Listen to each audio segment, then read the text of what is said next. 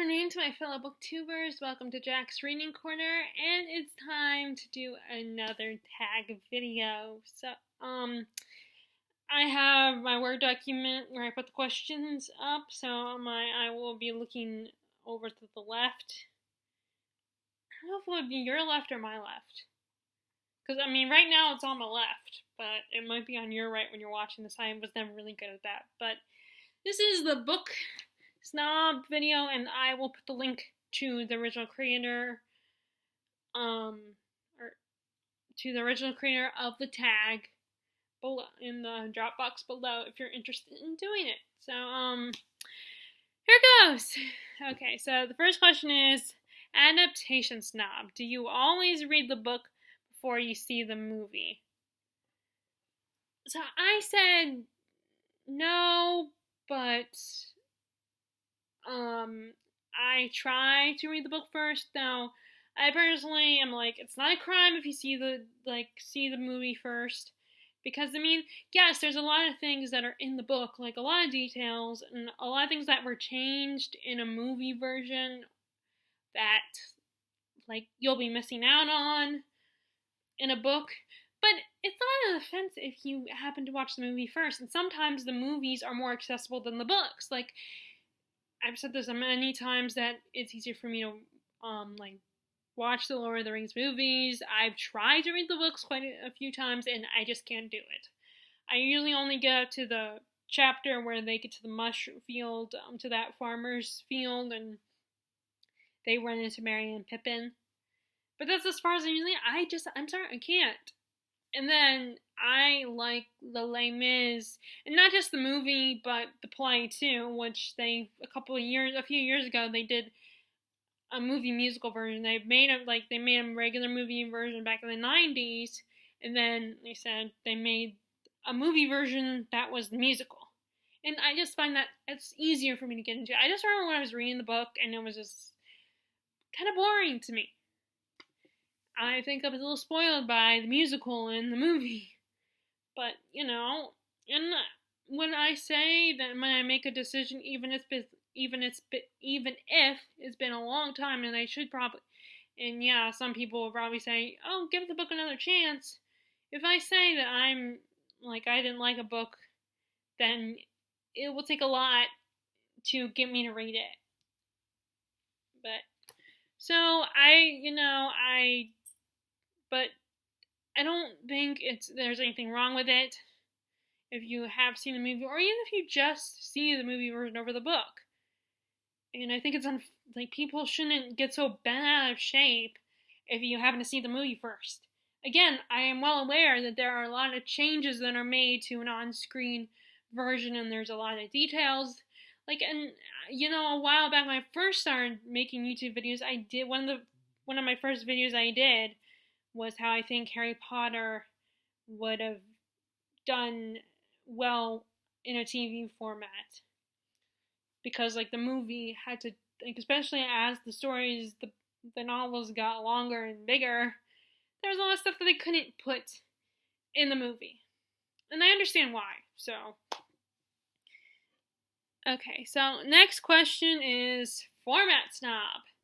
So this is a little unfair because I've had very little exposure to the other formats. I've had some exposure, I have the 5th Harry Potter book on, also I have an audio CD version of that one, and sometimes when I was little, when we go on trips to visit my grandparents, then we did have some books on audio. So I have listened to audio, and I definitely understand the appeal, and I would love to listen to audiobooks, but, but I don't travel, so I don't really travel because I don't drive, so when I go traveling, I'm with my parents, and I have to listen to what they want to listen to, but as a 90s kid, I still have a Walkman that I like to use, so I could listen to that, to be fair, and I also have a CD player in my room. So there are ways I can listen to. I just don't, because, my biggest problem is audiobooks are just expensive as hardback, if not more expensive than a hardback book. And then ebooks, I have an e-reader, a Nook. That's the Barnes & Noble one, Barnes & Noble e-reader. And, I was like, when I found out my mom got it for me, I was like, oh, well, okay, I'll try it. And I just couldn't get it. And, like, I downloaded some books, but then I just don't like having to swipe and scroll through to get to the next page because I'm worried that I might accidentally slide back to the previous page or slide too far to the next page, and get like 100 pages in. And so I just don't like using audiobooks that much. And then I just fall out of using it because, I haven't, you have to like charge it and all that, and I ignore my charger. I always have to look for my chargers. And then to quote Giles from Buffy the Vampire Slayer, the TV show, not the movie, but the TV show, books are smelly. I like how smelly they. I like the smell of books and fresh, crisp pages. But I've always had audiobooks. So, make a long story short, I always have had physical books, and they're easiest, and I don't mind traveling with them. I mean, I can understand, hardback books are heavy, so I don't usually bring them with me on trips, or I only just bring one hardback book. But, basically, to make a long story short, if I could only choose one format, it would be a physical book. Okay, so question number 3, Ship Snob. Would you date a non-reader? I wish I could say no. I wish I could say yes. I would be cool with that because, if I fell in love with a guy who didn't read, I would just convert him anyway. But my answer would be no because reading is my passion. I love reading. That's one of my main hobbies that I do. It's one of the only things I do other than going on a daily run or hanging out with friends and buying clothes. But of course, I'm more interested in buying like a book than an article of clothing. And yes, I like movies and TV shows too, of course. But there's a magic to reading that I think a lot of people would agree, whether you are a TV watcher or not. And I have been so frustrated because I don't have anyone to share my books with. Yes, my sister does like reading, and my mom is kind of interested in it. My dad likes, everybody around me does like it. My friends like it, my family likes it.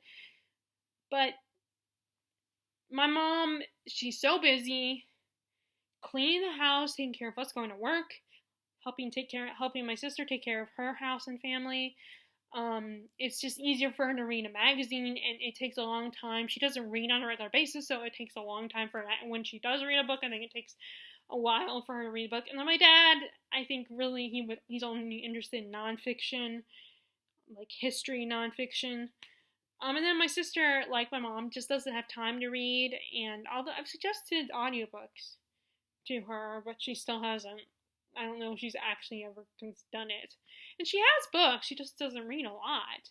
And then I understand my friends, my mom and my sister, my two best friends that are back in Maryland, don't have time. And and then my other best friend Terry, the one I always mention, I always complain about this, but I complain because I just want to share my books with her, but she's very picky about what she reads. There's so many reasons she'll dismiss a book. And really, the only reason I do that, to be fair, is because I want to share my books with her. So, again, long-winded answer, but basically say, no, because I want something I can share my books with, that they'll appreciate it, they'll enjoy it, they don't have to read, he doesn't have to read YA, but at least, be into Stephen King or something, or, into fantasy. I need someone to share my books. It's my passion, it's what I love to do, so it would be kind of hard, it would be kind of a disappointment if he was a non-reader. Like I said, I would probably convert him in the end if he wasn't. And, I don't want to dismiss the guy just because he doesn't read if I have feelings for him and I could see a future with him. But, yeah, in all honesty, it would kind of hurt if he wasn't into reading. Okay, so question number 4, genre snob. You have to ditch one genre, never to read again for the rest of your life. Which one do you ditch? So originally I was gonna say in science fiction, because that's the second one. Originally I was gonna say historical fiction, but I don't think I get part of this historical fiction because I love the idea of reading about the past and learning about the past. You learn a lot from historical fiction, even if it's not entirely 100% accurate. But it was also, my first argument was, well, historical fiction can be so depressing sometimes. But, so I ended up picking one that I don't read regularly, but I want to get into, but I could live with it. If I didn't read it, then that would be fine. It wouldn't be the end of the world. Although I guess that would mean that there was at least one of my favorite series I will never read again because if I choose this genre, and that is science fiction. Oftentimes I don't understand science fiction. I can't, sometimes that's what makes it so hard for me to get into and actually read it. But if you're just counting reading science fiction books, then there's always movies and TV shows. I could always read science fiction. I could watch something that's science fiction. So, okay. So, question number 5. Uber genre snob. You can choose only one genre to read for the rest of your life. Which genre do you choose? And this one was easy because it's my go-to genre whenever I go to the bookstore. For the longest time, I only read this genre, and that is fantasy. I love fantasy. I love to escape into fantasy world, and you can still get all the elements of the other genres. There can be a blurred line between science fiction and fantasy. You can get a romance. You could get like action, and you can get horrors and in fantasy. You get something that's scary. You can get romance. You can get you can have a story that is more literary than anything. You can get. There are classics that are considered that are fantasy. So you can get all the elements of the other genres that make them so great. Okay, so that would be if there was only one genre I would read, I would pick fantasy. Okay, question number 6. Community snob. Which genre do you think receives the most snobbery from the bookish community? Okay, so my answer for this is kind of interesting because I've been adamant about saying this on here, but the genre I think gets the most flack is, I don't know if that's the right word, or the most snobbery is romance. Now, the other reason why I won't read, it's not I have anything against romance, it's because I just don't want to read a book where the only focus is on a couple getting together. I mean, I'm sure that's great, and they have beautiful romances and everything like that, but I want that to be only a small part of the story. That's why I don't like reading where it's automatically is a romance. I mean, there will be exceptions. I'll read, you could consider Outlander historical romance. But it's funny that I think I've also said this before, that Terry loves romance. It's one of her go-to genres. And, I'm always complaining about how picky she is. But I am picky about that genre. I won't read it if that's what it only has going for it. So I don't think I'm a snob about it. But I think it gets a lot of snobbishness from people because, romance have these really cheesy, really bad covers. Especially the Harlequin romances, and the ones you can buy at Walmart or at the airport, because they're always cheesy. You have the guy is shirtless in a 6-pack, and the girl's in a beautiful gown and draped all over him, and unfortunately people have negative opinions. So I think it's partly because of how the books are published. I mean, no offense to publishing companies, but sometimes they make them look cheesy and stupid. They don't make them look interesting or really good or oh my god, I mean, even if it's just about a romance of a couple getting together, then you could find a better cover than, I mean, than just two people draped all over each other and the guy just happens to have a six-pack abs. Because no guy is that, unless, I mean, yeah, like, there are guys that are cut up like that because, they work out and stuff like that, but not every guy has that kind of body. And I don't, and it can still be romantic with a woman showing her cleavage and showing some skin, it can still be romantic. I mean, I know that's sexy and everything, and maybe that's what they're going for with the romance novels, but it makes me, that's one of the reasons why I'm less inclined to read them. And yes, there are people that have the kind of reactions like I do, where it's like, I don't want to read a book where it's just about these two people getting together. But I have nothing, like I said, I have nothing against the romance genre, personally. But I do think it often gets a negative rep, because just like the YA category gets a negative rep. Because it has cliches, it has tropes. Sometimes the marketing makes it look bad, but I mean, so now I hope, if I ever do get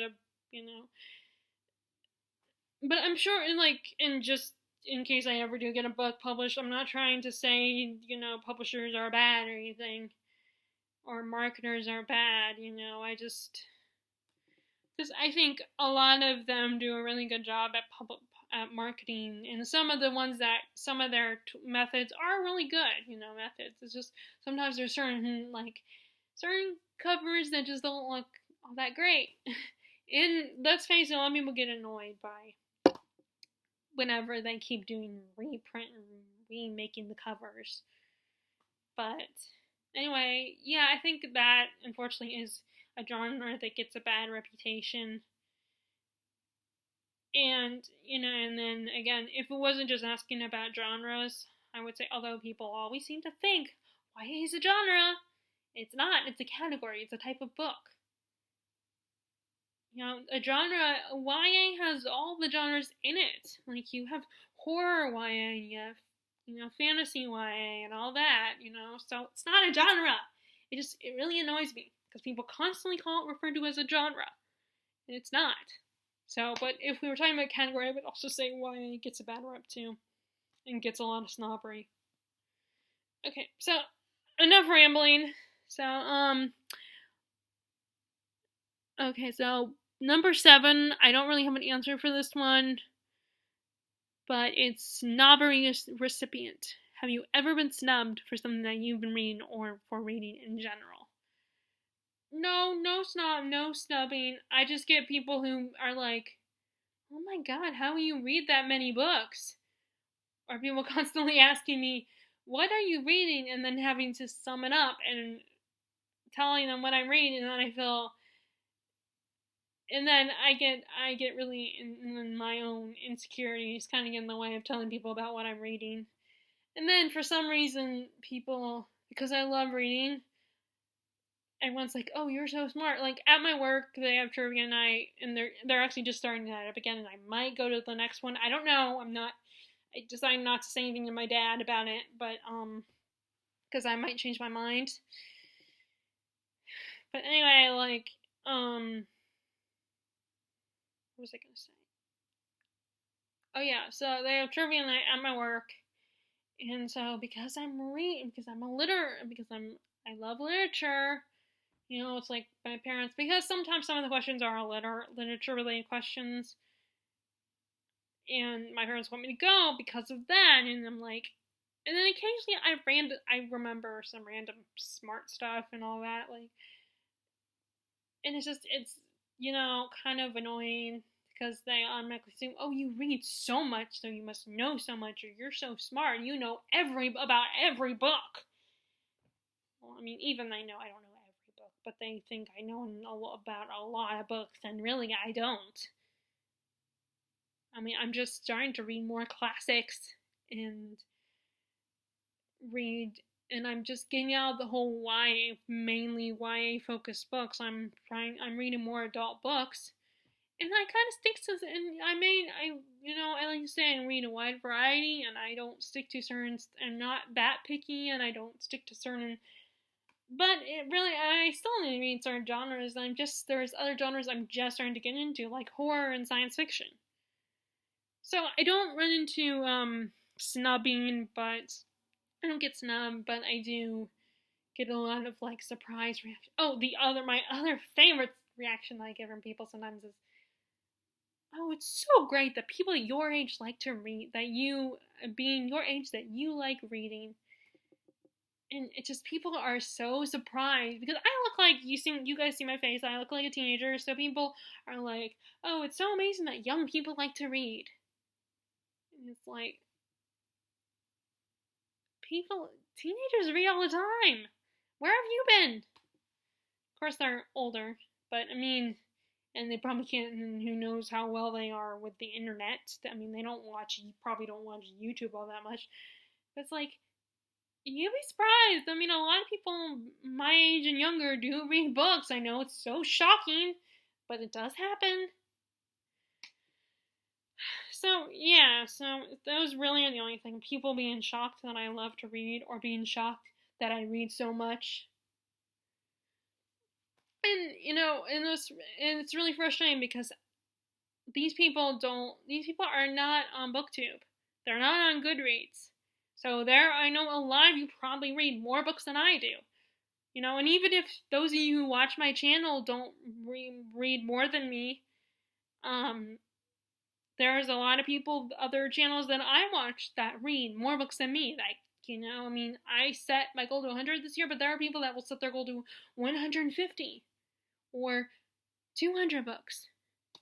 And, and of course, I know, like, it's my fault anyway, because I also prioritize watching TV and being on the internet, but, so, yeah, it's just very frustrating because I know there are people that read more books than I do.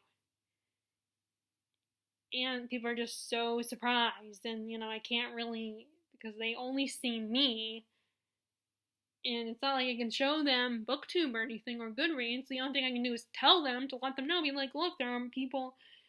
And how do I even know they believe me? Or even if they do believe me, they don't care. They're still going to be like, oh my god, you read so much. But as you can see, it really annoys me. So, but no, like I said, never any snubbing. I mean, if there's any snubbing, it's all in my imagination, my paranoia. So that was the book Snob Tag. So if you guys are interested, like I said, I post the original video, or at least someone who did the video, like maybe the one I watched. Olive's video on this tag. So maybe I'll post her a link at least if I can't. If I can't find the creator, but I think this is a fairly new tag, so I don't think the channel.